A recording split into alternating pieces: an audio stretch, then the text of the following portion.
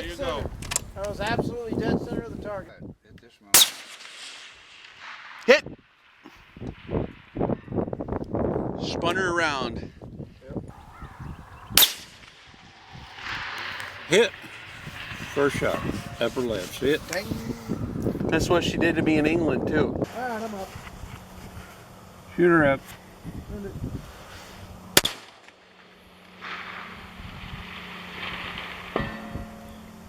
Nice hit. You're pretty much dead center. Pretty much on that one. Anyway, go ahead and try it out.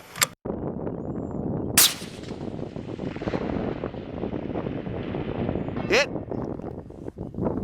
You are special. I always knew you were special, Bill. Oh my gosh. I better leave before I spoil it.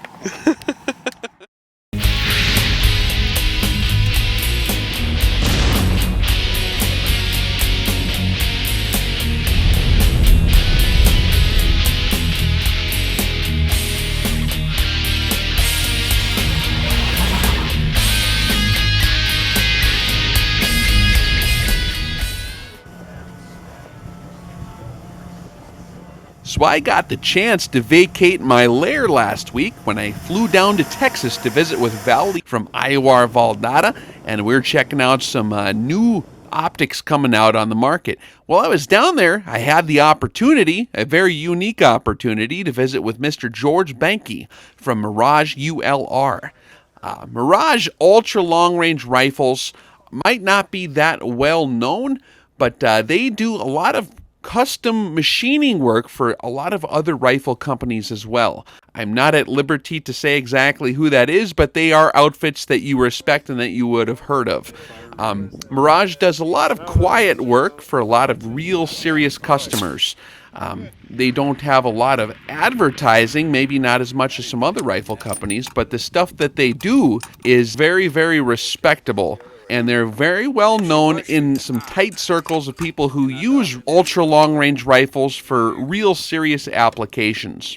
Mirage ULR does rifles from .338 caliber up to .408 Chi-Tac and a few different proprietary cartridges in between there. They do a centerline chassis system that's modular and controls the recoil in such a way that doesn't push you off target too far when you're shooting heavy recoiling rifles.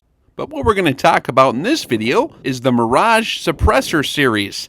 And they got a whole list of different suppressors they do in both titanium and stainless steel in calibers from .223 all the way up to .408. And they work incredibly well. Now the trick with suppressors is that although they're generally very advantageous to run on a precision rifle, when you're talking about ultra long range, there are extra considerations to be made, particularly in getting the suppressors timed correctly and also some extra features. I'm going to let George tell his story, and we'll just take a look at how these things ran in the field. We just walk away, we go to lines, we do everything, and they just keep on running. And then what happens is if something is to go wrong, these machines are so sensitive that it just automatically shuts off, and then this will give you a little alarm. Yep. Turns red. Yeah. Okay. Yep. We call Drew's area back there the red light district. It's because when he was learning how to run that machine, he would break so many tools. Right. We claimed that he had a relationship with the tool supplier. This is the suppressor I use on it. Okay. I don't know of anybody that builds them like these in the country. There's a lot of things on the So which model is this? This is a 12-inch, Okay. 1 3/4, and this one's built for a 338 Lapua. Okay. And you can use it on a 300 WM. Sure. I Yep. even use it on my 223. Yeah. Yeah. And it just works great. But the recoil on this thing is good. I mean, it's less than any brake. Mm-hmm. And the thing is quiet, and one of the big deals is how accurate these things are. And I would challenge any suppressor manufacturer they'll have to copy it to get where we are, period. Okay. And there's Yep. reasons for it on the inside Now, largely, most of the, half of it's like baffles, and then the other half is blast chamber and the work that we've done in the blast chamber to make it to where it does what it does. Now, I also used that on my 338 408, and it worked excellent on it. Since then, we've built a 408 suppressor, and we built a larger diameter. That one's it's titanium and stainless. This one, to give you in contrast, all stainless. Feel that? Yep. Weighs almost. There's a difference. There is a twice difference. As much. And then this one's all titanium, which is even lighter than mine again. Oh yeah, that ain't even bad. And so, can you explain what we have here? That's a little unorthodox looking. yes. Okay, this is the brake. Right. That goes on the end of it as it exits. Okay. This is indexable. In other words, you screw this up on, shoulder up, and then what you do is, when you do that, well, you push this into it because you don't have the nut on it yet on the back of it. Okay. You push it in, mark it, then take it all out, and then put it together, line the marks up, and tighten the nut down, and then you just screw it back in. Okay. And so you're indexed. Oh, perfect. Yeah. And it's all titanium. All the parts, everything on it's titanium. And these are about $14.90, $1,500. Okay. And it's worth it. And you run it. You figure it out quick. Now these larger ones, I don't know if we have a spun down one or whatever, but these larger ones, this one's all titanium. They weigh a little more, and you cut 2 or 3 ounces off by getting rid of the fluting, but there were some Ninja Mall dudes around that like that. Right. They don't care, So anyway, but it's still reasonably, wait a minute. Yeah, that one hasn't got all the guts in it. I was going to say it. That is light. Yeah. Ultra lightweight version. In any case, these are quiet. Okay. These are quieter than my 1 3/4. Okay. And it's just that this tube in titanium is just the tube before we do anything with it is around $280, $290. It's before we do any work on it, period. Just the stock. Yeah. And then you go to work and build all your parts, and you got all the rest of it. So it's when you step up to this 2-inch model, yes, there's more performance in it, but it pushes the price on this thing with a brake, the same as that, up to about $22. And it's about $700 more money. If I had the money to throw away, I'd do it in a blink, in a heartbeat. I'd do it because they just work really good. Our smaller suppressor, and there again, I can't.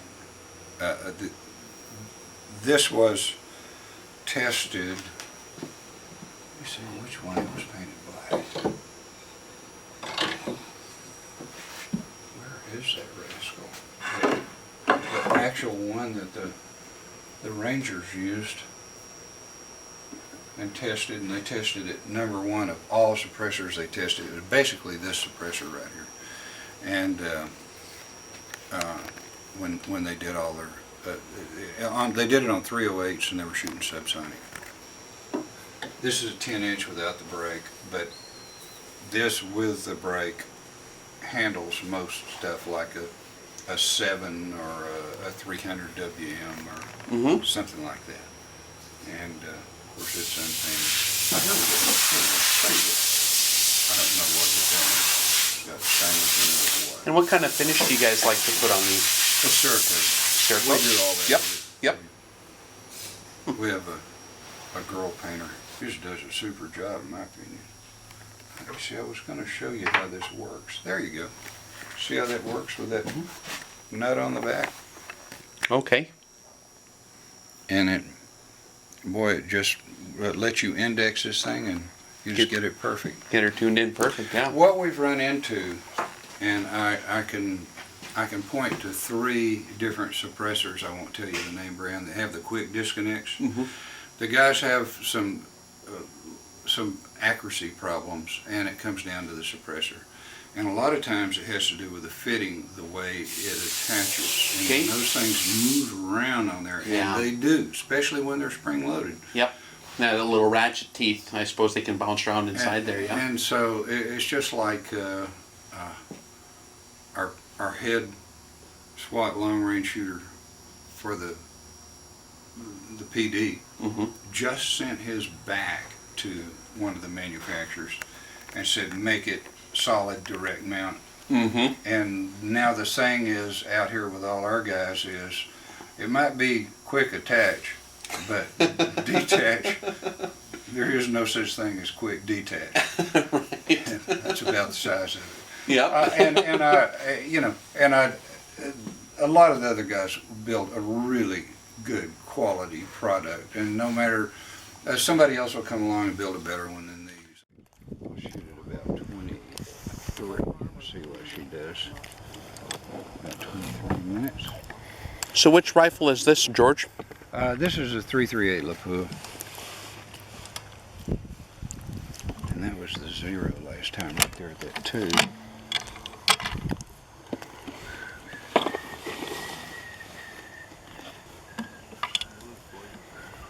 Now it'll make a little bit more noise. Okay. Shoot it at 1,000.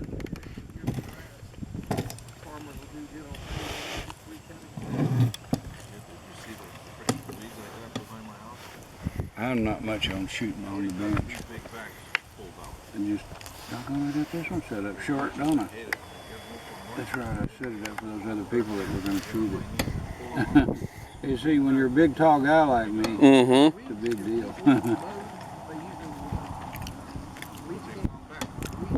Okay, you guys, y'all, I'm going to shoot, okay? How about it?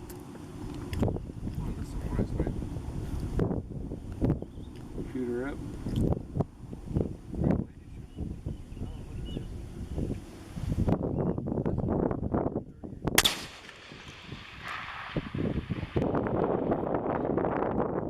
Solid hit. All right, I'm up. Shoot her up.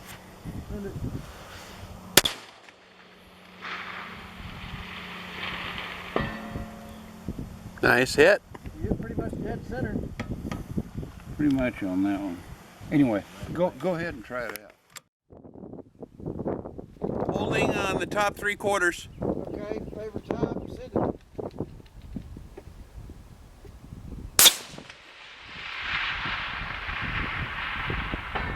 There Dead you center. go.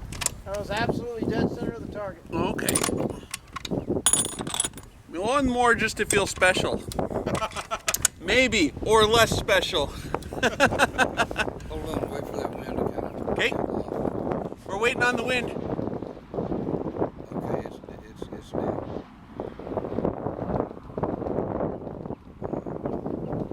I'm on site. Say when.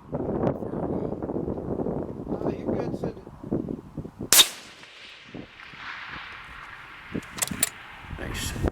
Yeah, you get right on the left edge, dead center vertical. Want to do it again? Go ahead. Yeah, I'm slowly warming up to these things, getting used to it. Well, they're pretty slick, aren't they? Yeah, I just need to lean into it a little more than I was, I think. Yeah, once you get dialed in on these 338s, man, you're hooked.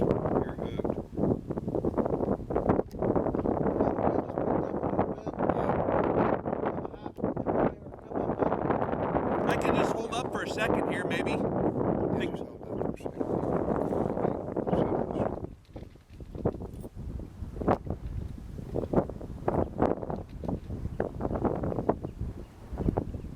She's still gusting down there, isn't she? Yeah, just hold right edge.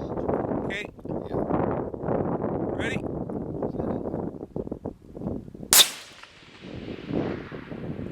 Beautiful. Yeah. Yeah, this one doesn't even recoil either. I like it. You gotta try this thing, babe. You wanna try it? You wanna shoot it? For dinner? Yeah. I don't remember what it was, but it was good. I remember No, it was all kinds of shrimp wrapped in bacon stuffed with some kind of cheese. Well, that sounds healthy for you. Oh, it's healthy.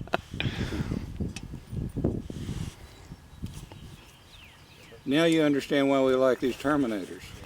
Yeah, it's a For huge long step range. up. And like it, I can see the cutters on a easy. This is on analog. You'd be surprised though when you're out in the prairie and there's no trees, nothing tech reference, nothing. It's hard. It's harder than you'd think. Anytime you want to go, just All right.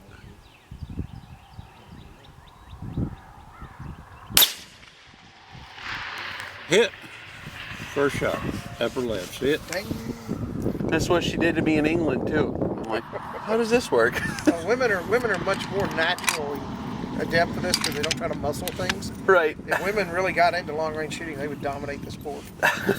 That's a fact. We shot with the Marines in at Palomino Valley and just outside of Reno. You ever been there? Well, a lot of records have been set there. Mm-hmm. And they said, well, where do you guys want to start? And we said, well, we'll start at 1,000. And they just couldn't believe we'd started 1,000 like that.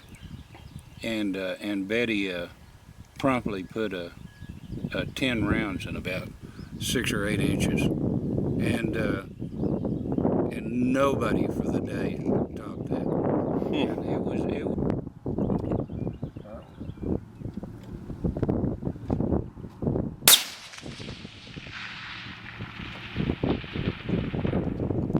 Hit.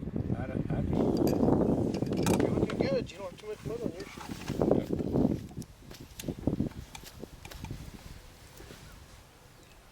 I've reached mud equilibrium. Equilibrium, yeah. Perfect balance, baby. All right. Yeah, we try not. That's why Sure it you will. see, I try not to drive on the road or anything, Mhm. because if you don't rut it up, it'll dry. But you get a rut and get water in it, and Yeah. it takes.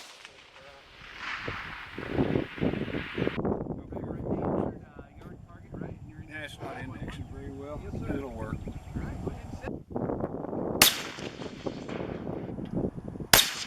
I'm shooting a 3 to 18. I'm gonna sneak over here.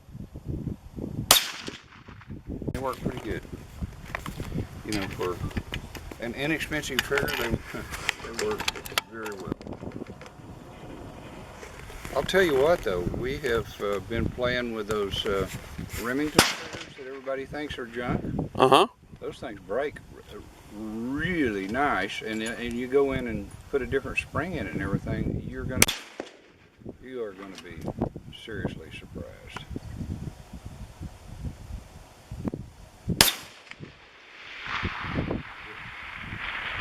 Man, I nailed that sucker. Yeah, good solid hit, Val. How you like the recoil on that? Oh man, it's unbelievable. I love this It's like sucker. nothing, isn't it? Oh yeah. Nice push.